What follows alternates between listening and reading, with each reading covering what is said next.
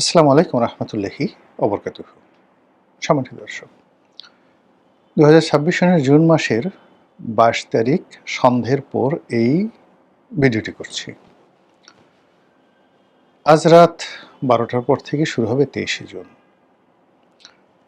23শে June Awami লীগের প্রতিষ্ঠা বার্ষিকী এবং যে আওয়ামী লীগের কথা বলা হচ্ছে সেই আওয়ামী লীগটি এখন কাগজে কলমে দেশের সর্বোচ্চ আইন দ্বারা নিষিদ্ধ, অর্থাৎ পার্লামেন্টে আইন করে এই রাজনৈতিক সংগঠনটিকে নিষিদ্ধ করা হয়েছে। ফলে আওয়ামী লীগের নাম উচ্চারণ করতে গিয়ে আমাদেরকে নিষিদ্ধ আওয়ামী লীগের কথা বলতে হচ্ছে বা নিষিদ্ধ সংগঠন আওয়ামী লীগের কথা বলা হচ্ছে। এই নিষিদ্ধ সংগঠনটির যে প্রতিষ্ঠাবার্ষিকী, এই প্রতিষ্ঠাবার্ষিকীতে আসলে কি হবে? নিষিদ্ধ সংগঠনে কিছু লোকজন মিছিল করবেন, মিটিং করবেন, কিছু পোস্টার লাগাবেন, জয় বাংলা বলবেন, জয় বঙ্গবন্ধু বলবেন। তাদের নেত্রী দিল্লি থেকে বাণী দেবেন। তারপর তিনি হয়তো তার যে সকল নেতাকর্মী রয়েছেন তাদের সঙ্গে কোনো ওয়েব মিটিংয়ে যোগদান করবেন। আর দেশের বাইরে, সেটা কলকাতা হোক, লন্ডন হোক, আমেরিকা হোক, সেখানে হয়তো এই দিবসটিকে উদযাপন করার জন্যে সেখানে তাদের যে বড় সংগঠন রয়েছে সেই সংগঠনগুলো বড় বড় অনুষ্ঠানের আয়োজন করবেন। আর সেই অনুষ্ঠানে অডিও বার্তা দিয়ে বা বক্তব্য দিয়ে শেখ হাসিনা এমন কিছু কথাবার্তা বলবেন যা কিনা আওয়ামী লীগ বিরোধী যারা লোকজন রয়েছেন তাদের গায়ে আগুন লেগে যায়। এই তো, এর বাইরে আসলে কি হতে পারে? ওদিন তো পশ্চিম দিকে চাঁদ উঠবে না, বা পূর্ব দিকের পরিবর্তে পশ্চিম দিকে সূর্য উদিত হবে না। ওই দিন আকাশ থেকে বজ্রপাত পড়বে না, মানে আগামীকাল। কিংবা ধরুন আমাদের যত গর্তের মধ্যে, বনে জঙ্গলে যে সকল বড় বড় গোকরা সাপ আছে, সেগুলো সব ফনা ধরে গোকরা সাপগুলো গর্ত থেকে বের হয়ে এসে আওয়ামী লীগ বিরোধী যারা শক্তি তাদের সামনে মানে একেবারে ফনা তুলে ফোঁস ফাঁস শব্দ করবে না। আর আওয়ামী লীগের বিরোধী যে সকল লোকজন রয়েছে তাদেরও অন্ততপক্ষে ভয়ে চিত হয়ে পড়বে। নট লাইক দ্যাট, এরকম কোনো কিছু করার কোনো কারণই নেই। আওয়ামী লীগ যারা করেন তারা এখনও মানুষ। এদের মধ্যে কেউ রাক্ষস আছেন, খোক্ষস হয়ে গেছেন, এরকম কোনো নজির এখন পর্যন্ত দেখা যায়নি। আওয়ামী লীগ করেন যে সমস্ত পুরুষ বা নারী, তাদের মধ্যে কেউ হয়তো ভূত হয়েছেন বা পেতনি হয়ে গেছেন, কেউ জিন হয়েছেন, পরী হয়েছেন, কেউ ইবলিস হয়েছেন, বা কেউ অশরীরী আত্মা হয়েছেন, কেউ মিস্টার ইন্ডিয়া হয়ে গেছেন। মিস্টার ইন্ডিয়া ওই যে একটা বিখ্যাত সিনেমা, যে তাকে দেখা যায় না, ছোঁয়া যায় না, অথচ তিনি সবাইকে দেখেন এবং সব কাজ তিনি করতে পারেন। এসে কাউকে সুশ্রী দিতে পারেন, কারো নাক ধরে টান দিতে পারেন, কারো গালের উপর ফটাফট করে থাপ্পড় দিতে পারেন, কাউকে একটু গুদগুদি দিতে পারেন। আপনার সেই অনিল কাপুরের সেই বিখ্যাত শ্রীদেবী এবং অনিল কাপুরের সেই বিখ্যাত সিনেমা মিস্টার ইন্ডিয়া। তো আওয়ামী লীগের মধ্যে এমন কেউ এখনও পর্যন্ত মিস্টার ইন্ডিয়া হননি, যিনি আপনারই আমারই মাঝে উপস্থিত থেকে অদৃশ্য হয়ে যেতে পারেন এবং সেই অদৃশ্য জায়গা থেকে আমরা রাস্তায় হাসছি, খাচ্ছি, আর আমাদেরকে তারা এসে আচ্ছা মতো চড় দিচ্ছে, থাপ্পড় দিচ্ছে, নাকশা ফাটিয়ে দিচ্ছে, নাকের বদনা ফাটিয়ে দিচ্ছে। এরকম ঘটনা কিন্তু এখনো ঘটছে না। যা কিছু ঘটছে দৃশ্যমান। তারপরেও আমরা কেন আওয়ামী লীগকে ভয় পাচ্ছি? ভয়ের নমুনাগুলোর কথা বলে নিই আপনাকে। পার্লামেন্টে কিছু কিছু সংসদ সদস্য, মানে এখানে আসলে কিছু কিছু হবেন না, বাংলাদেশের কতিপয় সংসদ সদস্য যারা সুযোগ পাচ্ছেন ফ্লোরে, এখন যেহেতু পার্লামেন্ট চলমান, সেই পার্লামেন্টে তারা দাঁড়িয়ে বলার চেষ্টা করছেন যে শেখ হাসিনাকে নিয়ে কোনো মাথা ব্যথা নেই। আচ্ছা, শেখ হাসিনাকে নিয়ে যে আপনার যে মাথা ব্যথা নেই, এই প্রশ্ন আপনাকে কে করেছে? আপনার শেখ হাসিনাকে নিয়ে কেন মাথা ব্যথা হবে? আপনার মাথা ব্যথা হবে আপনার বর্তমান নেতাকে নিয়ে, নেত্রীকে নিয়ে, প্রতিদ্বন্দ্বীকে নিয়ে। শেখ হাসিনা তো এখন দেশের বাইরে আছে, তার নামটা আপনাকে উচ্চারণ করতে কে বলেছে? এখন শেখ হাসিনা যদি বলেন যে আমি বাংলাদেশে চলে এসেছি, এখন আমার নাম যদি কেউ উচ্চারণ করে, কোনো পত্র পত্রিকায় লেখে, তাহলে প্রতিবার একবার করে শেখ হাসিনা বলার জন্য $1 করে দিতে হবে। এই বাংলাদেশে 18 কোটি মানুষের মধ্যে প্রতিদিন শেখ হাসিনা সম্পর্কে যে আলোচনা হচ্ছে, যে কয়বার করে প্রতিটি মানুষ আলোচনা করছে, পত্র-পত্রিকা, সংবাদ মাধ্যম, সামাজিক মাধ্যম যেভাবে শুধু শেখ হাসিনা আলোচনা করছে। শেখ হাসিনা যদি তার নামের উপরে লেভি বসিয়ে দেন, হরমুজ প্রণালীর মতো, যে আমার নাম নিলেই $1 করে দিতে হবে। আর যদি তোমরা সেই $1 না দাও, তাহলে কিয়ামতের দিন তোমাদের সকলের উপর দাবি, তোমরা কেউ আমার নাম নিতে পারবে না। যদি নাম নাও $1 আমাকে দিতে হবে। এখন আমাকে ক্যাশ দাও, অথবা কারেন্স হিসেবে আমার পক্ষে কাউকে ভিক্ষা দিয়ে দাও।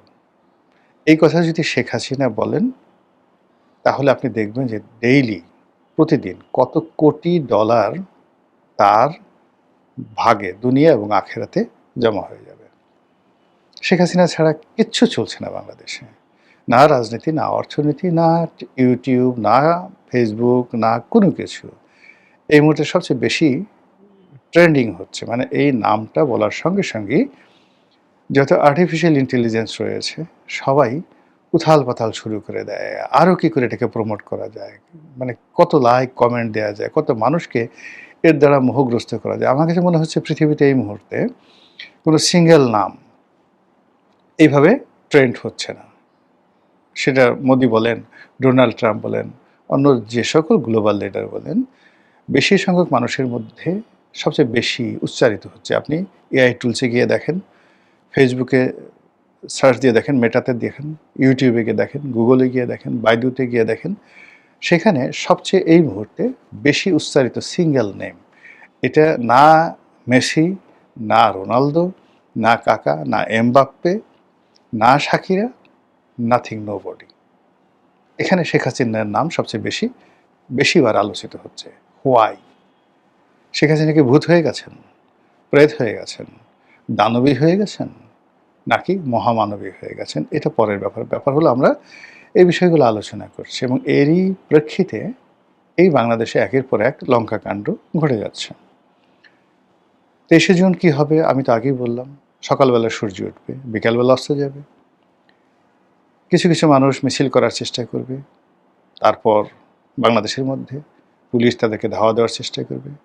ছাত্রদল, যুবদল, শিবির, এনসিপি তারা ঐক্যবদ্ধ হয়ে তাদেরকে বাধা দেওয়ার চেষ্টা করবে। আর 2-4টি জায়গাতে ছাত্রলীগের লোকজন তারা সংগঠিত হয়ে 2-4টা অকারেন্স ঘটানোর চেষ্টা করবে, এবং সেটাকে তারা ফলাও করে ইন্টারনেটে প্রচার করবে যে আমরা এটা করে ফেলেছি, ওটা করে ফেলেছি, ইত্যাদি ইত্যাদি। ওই যে নেত্রকোনাতে হঠাৎ করে একটা ছেলেকে, জুলাই যোদ্ধা, তাকে ধরে তারা মারলো, তারপরে রাতের আধারে তাকে দিয়ে একটা ভিডিও করলো, জুলাই যোদ্ধাদেরকে গালি দেওয়ালো, জয় বাংলা, জয় বঙ্গবন্ধু বলালো, এরপর ছেড়ে দেওয়া হলো। এই বিচ্ছিন্ন ঘটনাটিকে নিয়ে আওয়ামী লীগের লোকজনের সে কী যে হাসি, কী যে খুশি, মনে হয় যেন তারা একেবারে সে ট্রয় নগরী জয় করে ফেলেছে। তেমনি এইবারের যে 23শে জুন, এই 23শে জুন নিয়ে আওয়ামী লীগ কতটা সফল হবে, ব্যর্থ হবে, ডাজ নট ম্যাটার, কিন্তু সরকার এটাকে একেবারে আলটিমেটলি সফল করে দিয়েছে। সরকারের কর্তা ব্যক্তিরা কথা বলছেন, বিরোধী দলীয় নেতারা কথা বলছেন, সরকারি সংগঠন থেকে শুরু করে বিরোধী দলীয় সংগঠন যুগপৎভাবে কাঁধে কাঁধ মিলিয়ে সবাই ঐক্যবদ্ধ হয়ে একেবারে দেখা গেল যে, মানে কোনো বিদেশি শক্তি যখন বাংলাদেশে আক্রমণ করতে আসে, তখন সকল বাংলাদেশি যেভাবে মুক্তিযুদ্ধের কাঁধে কাঁধ মিলায়, এইভাবে আওয়ামী লীগ ঠেকানোর জন্য তারা বলতে গেলে নিজেদের মুক্তিযুদ্ধের যে একটা মহড়া, এটা শুরু করে দিয়েছে 23শে জুন উপলক্ষে। তার সঙ্গে রাষ্ট্রীয় বাহিনী, যেটা আগে হতো, বেনজির যে হুমকি দিতেন, হারুন যে হুমকি দিতেন, এইভাবে এখনও রাষ্ট্রীয় বাহিনী হুমকি দিচ্ছে। র্যাব বলল যে কোনো অবস্থাতে নিষিদ্ধ সংগঠনকে দাঁড়াতে দেওয়া হবে না। এই প্রথম, মানে মার্কিন স্যাংশন খাওয়ার পর র্যাব মাথা তুলে দাঁড়ালো এবং বীরের মতো বিরাট একটা হুঙ্কার ছাড়লো। কি হবে না না হবে কালকে বড় ব্যাপার, র্যাবের সঙ্গে হয়তো ছাত্রলীগের কারো দেখাই হবে না, কিন্তু র্যাব একটা হুঙ্কার দিয়ে বসলো।